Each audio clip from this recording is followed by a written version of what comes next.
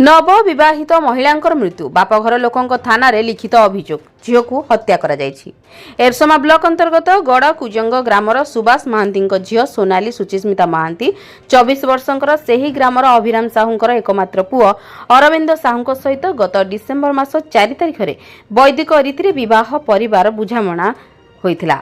स्थानीय अभयचांदपुर थाना रे झीर बापा सुभाष महांती लिखित अभियोग करछन्ती जे झील सोनाली उपरे तार ससुर अभिराम साहू, सासू गीतांजलि साहू, नणंद सुचित्रा साहू, ज्वाई अरविंद साहू यौतुक जनित अत्याचार करि आसुथिले।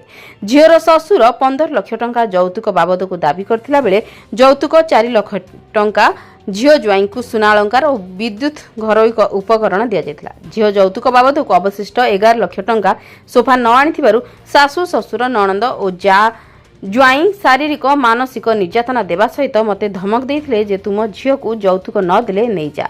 गत 2 दिन तले सेही यौतुक घटना को नै झीर ससुर मते डकाइथिले। मो परिस्थिति भल नाही, 8 दिन भितरे संपूर्ण यौतुक देबी बोली कथा देई आस्थिले। एही यौतुक घटना रे मो झील 2 दिन उपवास रहिथिया बेले गत 31 तारिख दिन संध्या रे मो झील को मारी देई सोईबा घर खट तळे पकाई दैछन्ती। एनै अभयचांदपुर थाना रे लिखित अभियोग पर अभियोग को भित्ति करी घटनास्थल रे पुलिस साइंटिफिक टीम पहुंची प्रारंभिक तदंत पर शव को कुजंग व्यवच्छेद पर पठाई देथिया बेले ज्वाई अरविंद, सासू गीतांजलि, ससुर अभिराम को पुलिस गिरफ्त करछि।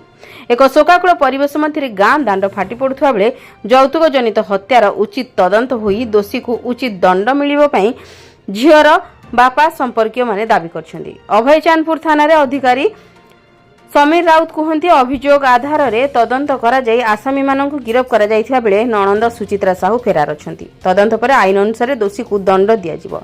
आईन ता बाटरे जीव।